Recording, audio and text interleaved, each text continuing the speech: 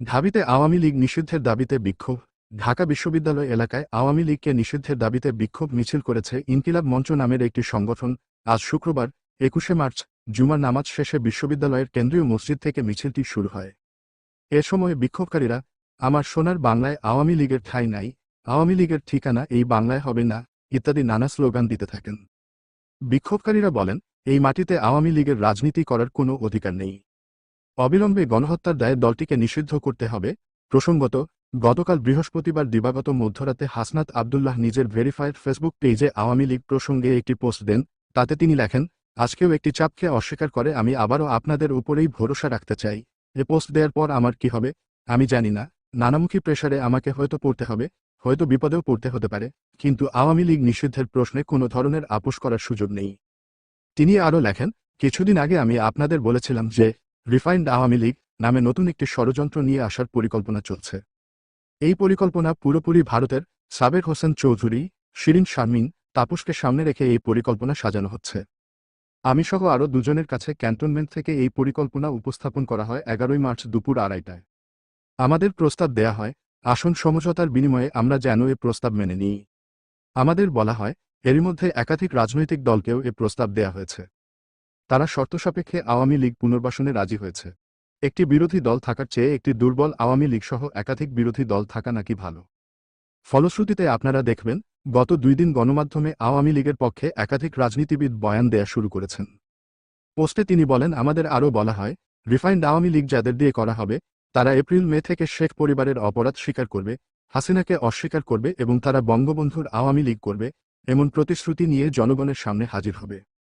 আমাদের এ প্রস্তাব দেয়া হলে আমরা তাৎক্ষণিকের বিরোধিতা করি এবং আওয়ামী লীগের পুনর্বাসনের পরিকল্পনা বাদ দিয়ে আওয়ামী লীগের বিচার নিয়ে কাজ করার কথা জানাই। উত্তরে আমাদের বলা হয়, আওয়ামী লীগকে ফিরতে কোনো ধরনের বাধা দিলে দেশে যে সংকট সৃষ্টি হবে তার দায়ভার আমাদের নিতে হবে এবং Awami League must come back. Hasnat তার পোস্টে লেখেন, আলোচনার এক পর্যায়ে বলি যে দল এখনও ক্ষমা চায়নি, অপরাধ স্বীকার করেনি, সে দলকে আপনারা কিভাবে ক্ষমা করে দেবেন? অপরপক্ষ থেকে রেগে গিয়ে উত্তর আসে, you people know nothing. You lack wisdom and experience. We are in this service for at least 40 years. তোমার বয়সের থেকে বেশি। তাছাড়া আওয়ামী লীগ ছাড়া ইনক্লুসিভ, অন্তর্ভুক্তিমূলক নির্বাচন হবে না।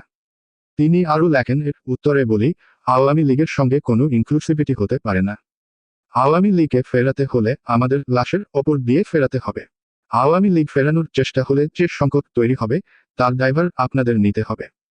পরে মিটিং অসমাপ্ত রেখেই আমাদের চলে আসতে হয়। হাসনাত লেখেন, জুলাই আন্দোলনের সময়ও আমাদের দিয়ে অনেক কিছু করানোর চেষ্টা করা হয়েছে। কখনো এজেন্সি, কখনো বা ক্যান্টনমেন্ট থেকে নানা ধরনের প্রেসক্রিপশন গ্রহণ করতে চাপ দেয়া হয়েছে। আমরা ওসব চাপে নতি স্বীকার না করে আপনাদের তথা জনগণের উপর আস্থা রেখেছি, আপনাদের সঙ্গে নিয়েই হাসিনার চূড়ান্ত পতন ঘটিয়েছি। আজকেও ক্যান্টনমেন্টের চাপকে অস্বীকার করে আমি আবারও আপনাদের ওপরেই ভরসা রাখতে চাই। এ পোস্ট দেওয়ার পর আমার কি হবে আমি জানি না। নানামুখী প্রেসারে আমাকে হয়তো পড়তে হবে, হয়তো বিপদেও পড়তে হতে পারে, কিন্তু আওয়ামী লীগ নিষিদ্ধের প্রশ্নে কোনো ধরনের আপোস করার সুযোগ নেই। তিনি আরও লেখেন, জুলাইয়ের দিনগুলোতে জনগণের স্রোতে ক্যান্টনমেন্ট আর এজেন্সির সব প্রেসক্রিপশন আমরা উড়িয়ে দিয়েছিলাম। আজ আবারও যদি আপনাদের সমর্থন পাই, রাজপথে আপনাদের পাশে পাই, তবে আবারও এই আওয়ামী লীগ পুনর্বাসনের ভারতীয় ষড়যন্ত্র আমরা উড়িয়ে দিতে পারব। আসুন, সব যদি কিন্তু পাশে রেখে আওয়ামী লীগের বিরুদ্ধে আমরা ঐক্যবদ্ধ হই। আওয়ামী লীগ রাজনীতি করতে পারলে জুলাই ব্যর্থ হয়ে যাবে। আমাদের শরীরে এক বিন্দু রক্ত থাকা পর্যন্ত আমাদের শহীদদের রক্ত আমরা বৃথা হতে দেব না। ৫ আগস্টের পরের বাংলাদেশ আওয়ামী লীগের কামব্যাকের আর কোনো সুযোগ নেই, বরং আওয়ামী লীগকে অবশ্যই নিষিদ্ধ হতেই হবে। চ্যানেল বাংলাদেশ থেকে সাথে আছি আমি মোহাম্মদ মিঠু ইসলাম, ঢাকা।